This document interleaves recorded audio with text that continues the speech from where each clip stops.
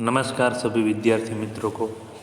आज हम कक्षा 6 हिंदी इकाई 3 में ज़रा मुस्कुराए के तो जो है देखेंगे हम। ज़रा मुस्कुराए में चुटकुले इसमें हंसाने वाले।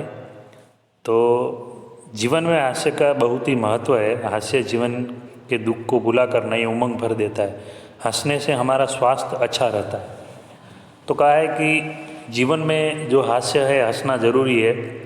और हंसने से क्या है, हम हमारा दुख भूल जाते और हंसने से हमारा जो स्वास्थ्य है वो भी अच्छा रहता है। तो हंसना जीवन में बहुत ही ज़रूरी है। आइए कुछ ऐसे चुटकुले पढ़े कि जो आपको मुस्कुराने के लिए मजबूर करें। तो ऐसे यहाँ पे चुटकुले हैं जो आपको हंसने के लिए मजबूर कर देंगे। हंसना जीवन में ज़रूरी है, लेकिन बात बात पर भी नहीं हंसना चाहिए। जब भी हंसने का ऐसा जो अवसर हो तभी हंस लेना चाहिए।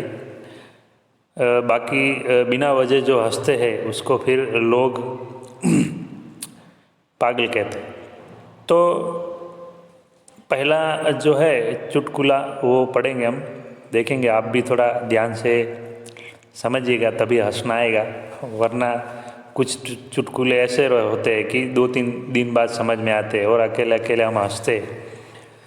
तो मालिक किराएदार से, तो मकान मालिक जो है वो किराएदार से कहता है, तुम मुझे किराया क्यों नहीं देते?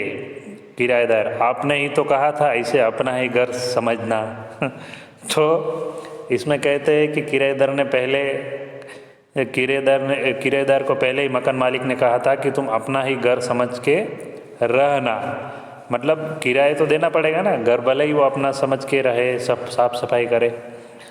तो दूसरा चुटकुला है, सोनू का सिर फट गया। तो डॉक्टर सोनू से, यह कैसे हुआ? सोनू डॉक्टर से, मैं पत्थर से कील ठोक रहा था। कील यानी कि खीला। मैं पत्थर से कील ठोक रहा था, एक आदमी ने मुझसे कहा, गधे कभी खोपड़ी का भी इस्तेमाल कर लिया कर। तो कह रहा है कि एक आदमी ने कहा कि कभी खोपड़ी का भी इस्तेमाल कर, यानी कि जो पत्थर से कील ठोक रहा था तो उसने कहा भी कभी दिमाग से भी तो सोच कर कील ठोका कर, खीला जो है दिमाग से सोच कर। तो उसने क्या किया कि अपने जो सिर पे ही कील ठोका और सिर फट गया। जरा ऊंचा बोलो, माफ़ करें अंकल, इसमें ऊंचा होकर मैं नहीं बोल सकता। तो ऊंचा यानी कि ज़्यादा आवाज़ से बोलो। और वो जो है टेबल है उसके ऊपर और टेबल लगाकर उसके ऊपर बैठ के ऊंचा बोल रहा है, लेकिन जो ऊंचा यानी कि ज़्यादा बड़ी आवाज़ में बोलने के लिए बोला था। देखो फ़ोन में बात कर रहा है वो, और कितना ऊंचा बैठ के बात कर रहा है। सामने से जो है फ़ोन वाला उसको बोल रहा है कि ऊंचा यानी कि ज़्यादा आवाज़ में बोलो, लेकिन वो क्या किया, ऊंचा बैठ के बात कर रहा है। डब्बू, इतिहास में तुम फेल कैसे हो गए?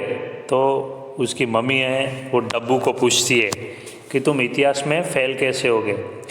क्योंकि सभी प्रश्न उस समय के पूछे गए थे जब मैं पैदा भी नहीं हुआ था।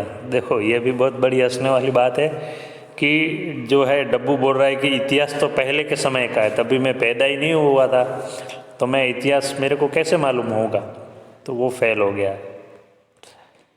दूसरा है मुन्ना, उसके पापा से कहता है, पापा कल मैंने रात के 1:30 बजे तक पढ़ाई की। तो कहता है उसने अपने पापा से कि मैंने तो कल रात को 1:30 बजे तक पढ़ाई की। पिता, शाबाश बेटे, लेकिन रात को 11 बजे के बाद तो सारे मोहल्ले की लाइट चली गई थी। तो उसके पापा कहते हैं कि बेटा 11 बजे के बाद तो सारे मोहल्ले की हमारी लाइट चली गई थी, तो तूने कैसे पढ़ाई की? तो मुन्ना, सच मैं तो पढ़ने में इतना मगन था कि मुझे पता ही नहीं चला। सोचो बिना लाइट के भी कोई ऐसे पढ़ सकता है क्या? तो अपने पापा को भी वो उल्लू बना रहा है। डाक खाना, मैं डाक खाने में जा रहा हूँ ही, कितना भूखा है, कागज़ पत्र भी खा जाता है।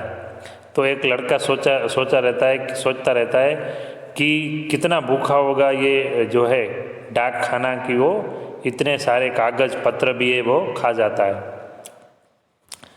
तो इसके जो है चुटकुले, तो इसका जो भी स्वाध्याय है वो हम लिख के भेजेंगे। तो ऐसे अगर चुटकुले कोई आपको भी याद आए तो आप भी ऐसे ही हमारा जो स्टैंडर्ड यानी कि कक्षा का जो ग्रुप है उसमें शेयर कीजिएगा। धन्यवाद।